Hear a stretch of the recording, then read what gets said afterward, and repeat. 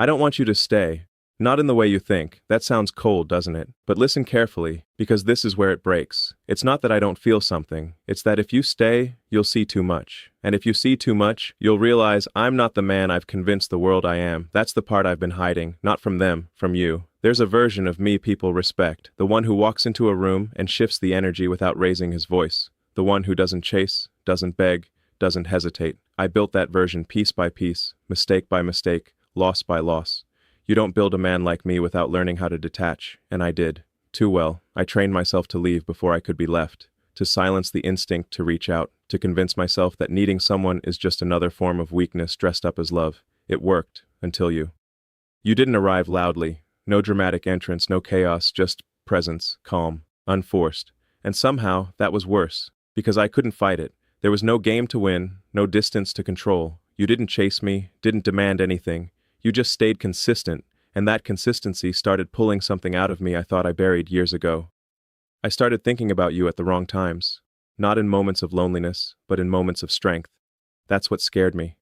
Because loneliness? I know how to handle that. I've lived there. I've built walls around it, decorated it, turned it into something almost comfortable. But this was different. This was wanting someone when I didn't need them. And that's a dangerous place for a man like me. Let me tell you something uncomfortable. The strongest men aren't afraid of losing people. They're afraid of needing them. Because once you need someone, you lose leverage. You lose control. You become human in a way that can't be negotiated or managed. And I don't know how to survive there. So when I say I don't want you to stay, what I mean is I don't know how to be seen by you without losing myself. There was a night, late, the kind where the world goes quiet, but your mind refuses to follow. I was sitting in my room, lights off, just the city bleeding through the window in fragments. My phone was on the table, face down. I knew if I flipped it over, I'd check if you texted. And I hated that. I stared at that phone like it had power over me, like it was holding something I wasn't ready to face. Minutes passed, maybe more. I didn't move, because in that moment, it wasn't about you. It was about what reaching for you would mean. It would mean I care. More than I plan to. More than I can control. And I've spent years building a life where nothing controls me. So I sat there, doing nothing, fighting a war no one could see. Tell me, have you ever fought yourself like that? Not against the world, but against the part of you that actually wants something real? Here's where it gets worse. I started noticing the shift. Not in you, in me. Small things. The way I'd almost say something honest, then stop halfway. The way I'd pull back right when things felt easy. The way I'd create distance for no reason, then sit alone questioning why I did it. It didn't make sense. Until it did. Because distance is familiar. Distance is safe. Distance doesn't expose anything. Closeness? Closeness is unpredictable. It asks questions I don't have answers to, like who am I when I'm not in control? Who am I when someone sees the parts I've edited out? And the truth, I don't have a clean answer for that. You think this is about fear of losing you? It's not. It's fear of what happens if you stay long enough to see everything. The hesitation, the overthinking, the moments where I don't feel like the man I pretend to be. Because if you see that, and you still stay, then I have no excuse left to hide behind. And that terrifies me more than losing you ever could. So I say things like, I don't want you to stay. But what I really mean is, I don't know how to exist in a world where someone like you sees me clearly and doesn't walk away. And maybe that says more about me than I'm ready to admit. Or maybe it says something about what I've been avoiding this whole time. I used to think control meant strength, that if I could predict every outcome, I'd never feel pain again. And for a long time I was right. I built a life where nothing caught me off guard. Conversations, decisions, even emotions. I kept them all within reach. Measured, calculated, clean. People call that discipline. I call it survival. There's a memory I don't talk about. A room, years ago. Not this one. Smaller. Colder. The kind of place where silence doesn't feel peaceful. It feels heavy. I remember sitting on the edge of a bed that wasn't really mine, staring at a message I shouldn't have opened. I stayed longer than I should have, trusted deeper than I was ready to, and when it ended, it didn't break me loudly. It was quieter than that. It taught me something dangerous, that the more you invest emotionally, the less control you have over how it ends. So I made a decision that night. Never again. After that, everything changed. I became sharper, less available, harder to read. I stopped reacting. I started observing. I learned how to read people before they could read me. Anticipate exits before anyone even thought about leaving. It wasn't about arrogance, it was about protection.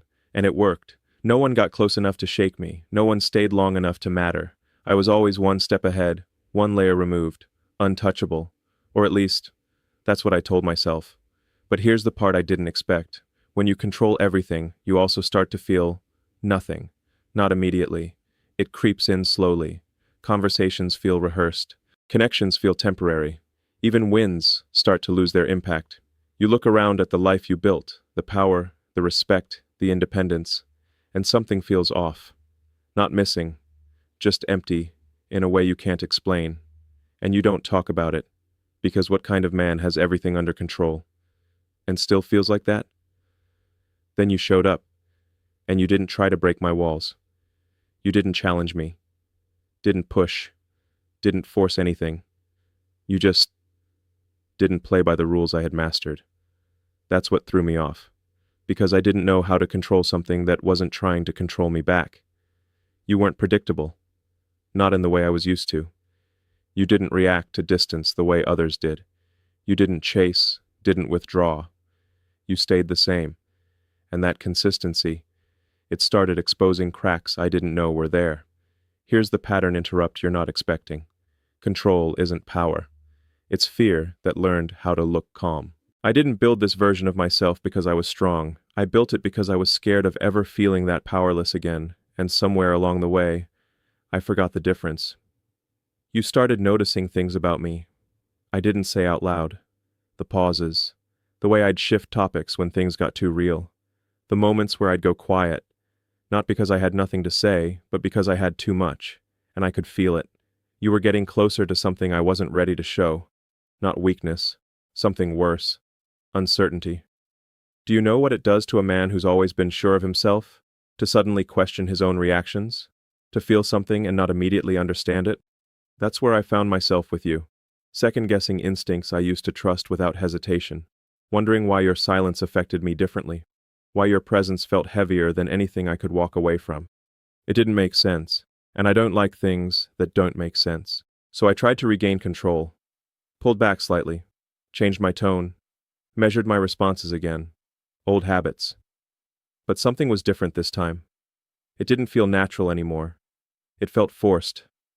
Like I was performing a version of myself that no longer fit, and that realization, it shook me more than anything else, because if I'm not that man anymore, then who exactly am I becoming?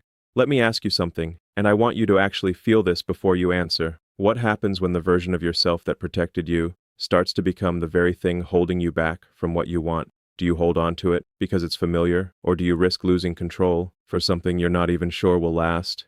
That's where I am, right in the middle of that question, still calculating, still observing, but for the first time, not entirely certain the system I built is still working, and the worst part? A part of me doesn't want it to. Because if I let go of control, even a little, then what I feel for you stops being something I can manage, and starts becoming something I can't walk away from. It didn't happen all at once. That's what makes it dangerous.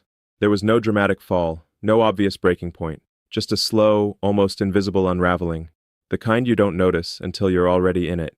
And that night, that was the first time I couldn't lie to myself anymore. It was late, past the hour where the world pretends to sleep. My room was dim, lit only by the soft glow leaking through the curtains. The air felt still, like even time had decided to pause.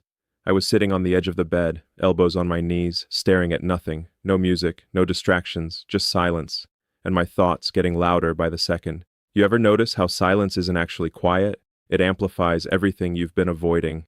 My phone was beside me, not buzzing, not lighting up, just there. And somehow, that made it worse, because I knew exactly what I was waiting for, even if I refused to admit it.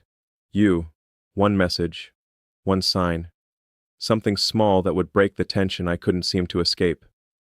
But nothing came. And that's when the shift started. At first, I tried to stay logical. She's probably busy. It doesn't mean anything. Don't overthink it. That's how I usually operate. Contain it, rationalize it, move on. But that night, it didn't work. Because beneath all that control, something else was rising. Something I wasn't used to feeling this clearly. Uncertainty. I picked up the phone, put it down, picked it up again, opened our last conversation, read it once, then again.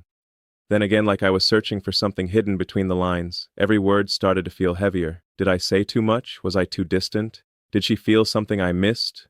Or nothing at all? And the worst part? I didn't have answers. Here's the truth I don't like admitting. I've always been the one with answers. That's how I built everything. By understanding situations faster than others, by staying ahead, by never letting emotion cloud judgment. But in that moment, I wasn't ahead. I was stuck. And I hated that feeling more than anything. Then it hit me, not loudly, just a quiet realization that slipped in without permission. What if she's fine without me? That thought, it shouldn't have mattered, but it did, more than I expected, because it wasn't just about you anymore. It was about what your absence said about me. I leaned back, staring at the ceiling, trying to shake it off. This is nothing, I told myself.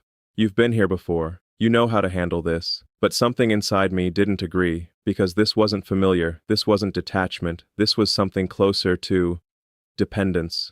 And that word, I've spent years avoiding it. Pattern interrupt.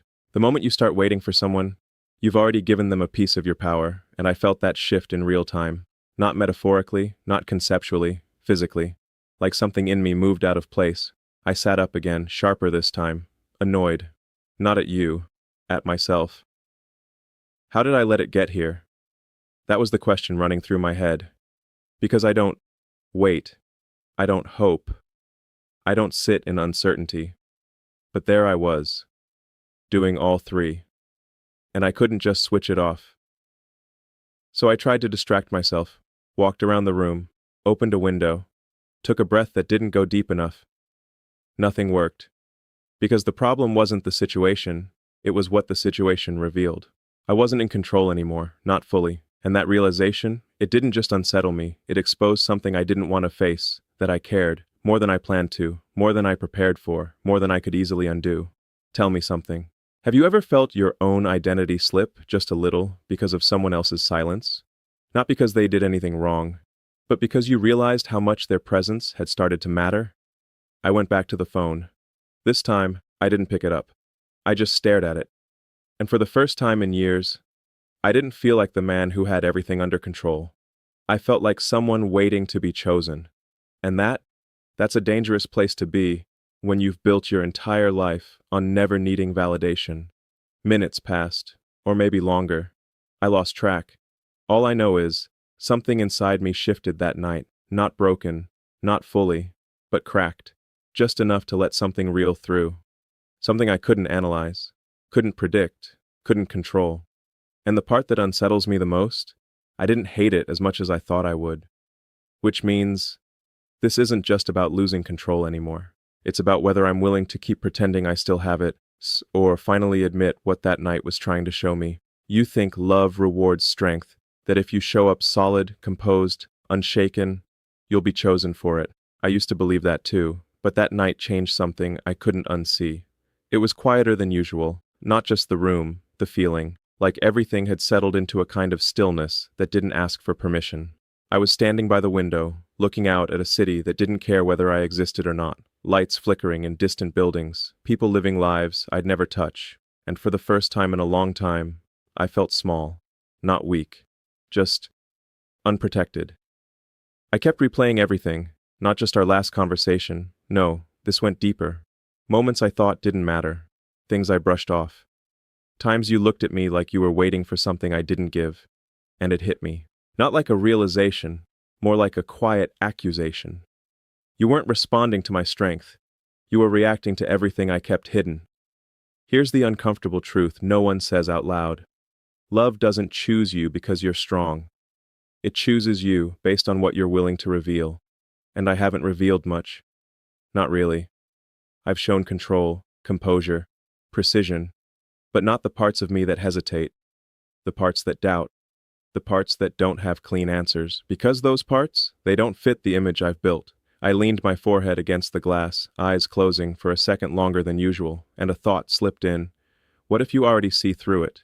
Not the version of me I present, but the version underneath it, the one I've been managing, containing, adjusting so carefully no one notices. And if you see that version clearly, then every move I make to stay in control becomes irrelevant. That's when the fear changed. It stopped being about losing you and started becoming something far more personal. What if you stay long enough to understand me and then decide I'm not worth it? That thought doesn't sound threatening, but it is. Because it removes every excuse I've ever had. If someone leaves when you're distant, you can blame the distance. If someone walks away when you're guarded, you can blame the walls. But if someone sees you fully and still doesn't choose you, there's nowhere left to hide. Pattern interrupt. Rejection doesn't hurt the most when it's sudden. It hurts when it's informed, when someone understands you and still walks away. That's the kind of loss you can't rationalize. I push myself off the window, pacing slowly, trying to shake the thought, trying to get back to something familiar, logic, control, detachment, but it didn't land the same, because this wasn't a problem I could solve. It was something I had to feel, and I don't trust feelings that don't follow rules. You don't understand what that does to a man like me, to know there's a version of himself someone might see and quietly reject, without drama, without conflict, just a shift in energy, a slow fade, like you were never really enough to begin with. So I start pulling back, not dramatically, subtly. A delayed response here, a shorter reply there. A shift in tone you might not even notice at first. It's controlled, calculated, safe. Because if I create distance first, then I'm still in control of the ending. But here's where it gets complicated. Every time I pull away, I feel it. That tension, that quiet resistance inside me asking, "Why are you doing this?" And I don't have a clean answer. Because it's not about you. It's about protecting a version of myself that might not even be real anymore. Let me ask you something. And don't answer quickly. Have you ever pushed someone away? Not because you didn't care, but because you cared enough to know they could hurt you if they stayed? That's where I am. Caught between wanting to be seen and being terrified of what happens after. Because once you allow someone to see everything, the control is gone. The image is gone. All that's left is truth, and truth doesn't negotiate. I don't know if I'm ready for that. I don't know if I'm ready to stand in front of someone without the structure I've relied on for years, and I definitely don't know what happens if I do, and it's still not enough. So I stay in this space, half open, half guarded, saying just enough, but never everything. Because the moment I say everything, the moment I stop controlling how I'm perceived, that's the moment I find out something I'm not sure I'm ready to hear, whether I'm actually worth staying for. I know exactly what I'm doing when I pull away. Don't mistake it for confusion. It's precise, measured, intentional, a slower reply, a colder tone, just enough distance to shift the energy without breaking it completely. I've mastered that balance, the art of stepping back without making it obvious. And the worst part? It works. But here's what you don't see. Every time I create that distance, I feel it immediately, not relief, resistance. Like something inside me pushes back, quietly asking a question I don't want to answer. Why are you walking away from something you actually want? And I don't respond. Because if I do, the whole structure I've built starts to collapse. There was a night, different from the others. No tension, no overthinking. Just a strange kind of clarity. I was sitting alone again, lights low, the room holding that familiar silence. But this time, it didn't feel heavy. It felt honest, dangerously honest. I had just pulled back from you earlier that day, said less than I wanted to, held something in I should have said, and now, sitting there, replaying it, I didn't feel powerful. I felt disconnected from you, from myself. That's the part no one talks about. Distance doesn't just protect you from someone else.